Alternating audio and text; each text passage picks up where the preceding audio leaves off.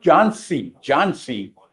Joseph, alleged BBR violation, Judge. Sitting over in the jury box. It's my understanding that he left his area curfew area on 9:07 p.m. on 5/20 came back at 9:31, approximately 24 minutes. I spoke with him. It's my understanding that he went over to his sister's house because he and his girlfriend had gotten into a heated discussion. He informed me. Mr. Joseph. He informed me that he left to stop proceeding assault or possibly assault between the two. I do everything in my power to try to prevent people from going back into custody. But some people just refuse to just, I don't know what I can do to get your attention. We now have 2 open cases, and now this is your second bond violation. Second bond violation that's a red flag in any courtroom. Judges see this as a sign that earlier warnings didn't work, and they're now deciding whether to escalate the consequences. The defense is arguing it was a cooling off move to prevent violence, but leaving during curfew is still a breach. Viewers, should intent matter more than the letter of the law in situations like this? What do I need to do to get your What do I need to do to get your attention? Is it putting you back in jail, Mr. Joseph, and making your bond? Hi. Your actions tell me different. This is what we're going to do. I'm sending him now for a drug and alcohol test. I want to know what, if anything, is in the system. You were to come back. If you fail the test, if you fail to take the test, if you fail to come back, it's not going to go well for you. Do you understand? I don't want you to say anything. I want you to go take. I'm offended. I don't have time for it to get on my system. You have been on bond, Mr. Joseph. I think the last time he was in court, Judge, I think he made an admission that he had used drugs during that court appearance. And if that's the case, he may be correct in that it may still be in his system, Your Honor, because it hasn't been 30 days.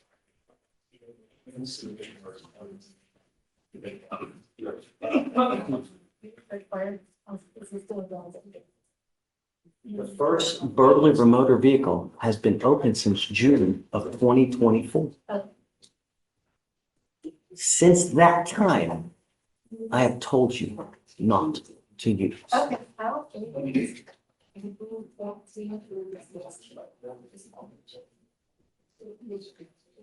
Take a seat for me. I don't know what we're going to do. Take a seat. Thank you, Judge. You were here in June last year. You had a violation because you came in late then. Now we have another set of bond violation for you coming in late. Why would I continue to let you go? I let you go already once and you did it again.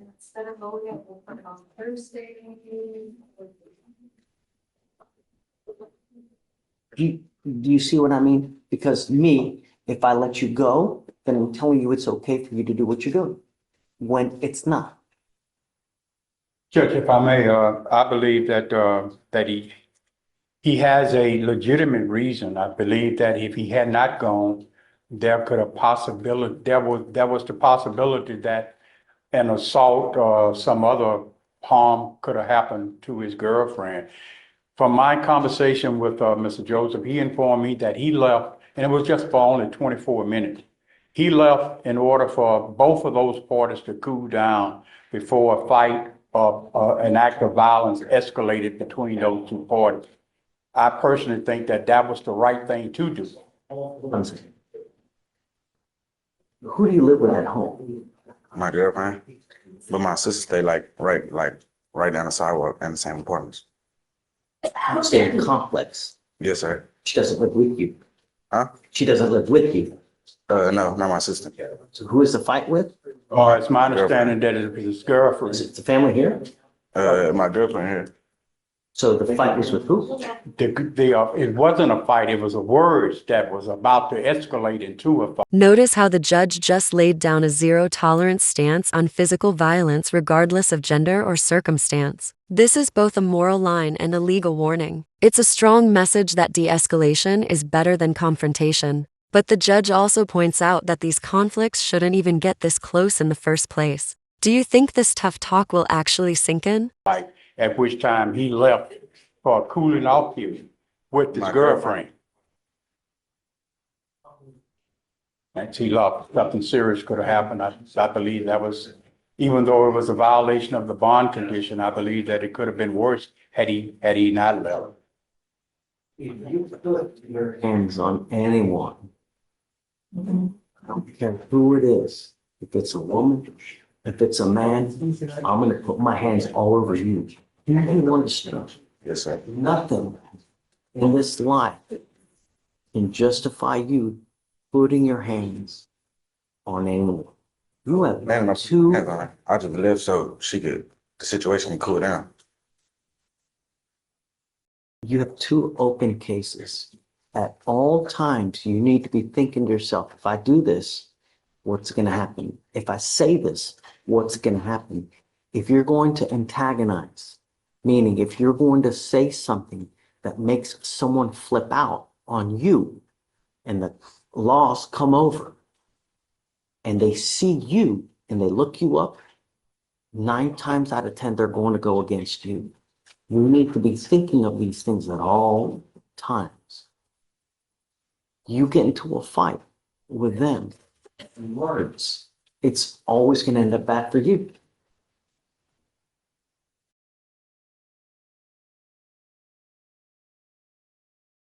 I understand and I appreciate de-escalating the situation, meaning you're leaving so that it doesn't end up in anything more. But it shouldn't be like that in the first place. Are you working? I just did 3 job applications. I'm waiting on the interview to Mr. begin. Judge, yes, sir, I know you are. I don't care. I do, Judge. Why aren't you working? I just recently started looking for jobs. You have too much time on your hands. You need something to do in this life before it takes you down. When you have too much time on your hands, you become self-destructive. You need something to do in this life. It's time for you to start working. And I want to see that you get a job. Toria, can we help them out?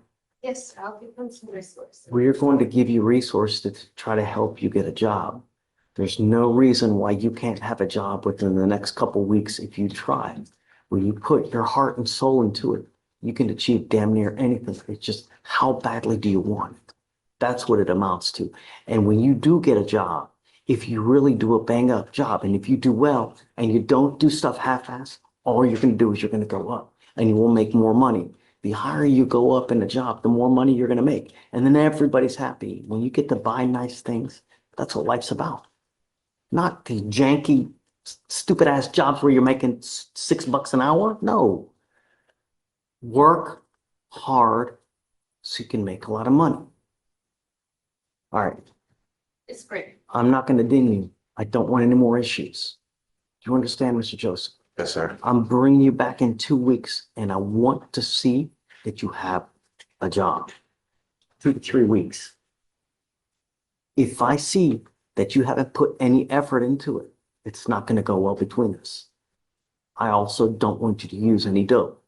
Do you understand? Yes, sir. If I find that you're testing positive, likewise, it won't go well for you. All right, Mr. D. Thank you, You're Your Honor. good. So just approaching on the new fugitive case, it's Robert Mizell. And Judge, he would like to have a bond set. It's kind of an odd one, Judge. It's failure to possess the required license for home improvement or residential construction. And basically, Judge, he told me that he owned a construction company, but he's totally blindsided by this charge. Good morning, Mr. Mazzell. Good morning. Your lawyer's asking for me to set you a bond. You Yes, sir. now stand charged with, I guess you said home improvement fraud Judge, essentially, that's what it sounds like the allegation is. It's a failure to possess the required license for home improvement. I have your file. This was in 2020, during the three hurricanes that hit Louisiana. And according to City Hall, and we went down to everybody and they said we didn't need one because it was an emergency situation. Everything was flooded and devastated and we were just trying to help out. My only issue is that this is now a second fugitive case that you have. The first one was a lady that we did work for. Let's be careful. Doesn't matter. Oh, sorry. This, Mr. Mazzal, is that, we usually, as a matter of courtesy, I guess, so to speak, we'll give you a chance when you get one fugitive case. But we can't continue to do the same thing over and over and over. Understood. Amy, what do you know anything about this? Yes, so first off, state as opposed to a bond. This particular case is because he didn't have a license, but it originated out of the fact that the complaining witness after a hurricane had paid the defendant money to repair her house. He did not do so. The money amount was. So he allegedly took money for fixing the house and didn't do the work. Correct. And then when the officers went to go look him up, he didn't have a license under that name. So that's the basis the basis for that charge. We are, of course, opposed to a bond given that he has had a prior fugitive case. He was granted a bond on that one, but he didn't actually show up. Looking back at our notes. The only So reason we gave him a bond, he bonded out and he didn't show up? No, he appeared, No. yes, he appeared in court on that day when you guys provided him a bond. He appeared in our court here in Harris County. Okay. The only reason that case was dismissed is because I believe that the main jurisdiction in that case had recalled their warrant or something of that nature. So he didn't turn himself in. No, The lady that was charging us, I ended up paying her $21,000. And she dropped the case. How? I suppose, we can't just take everybody's word for Well, what they but say. first off, I did not know that Here's where the judge draws the line. Repeated fugitive cases mean no more easy bonds. Even if one charge was dismissed after restitution, the pattern of disappearing or not complying raises too many trust issues for the court. This is a classic example of how prior history can outweigh the details of the current charge. So, would you take the quick extradition or risk sitting in jail for 90 days while fighting it? even the warrant existed. So I had no idea.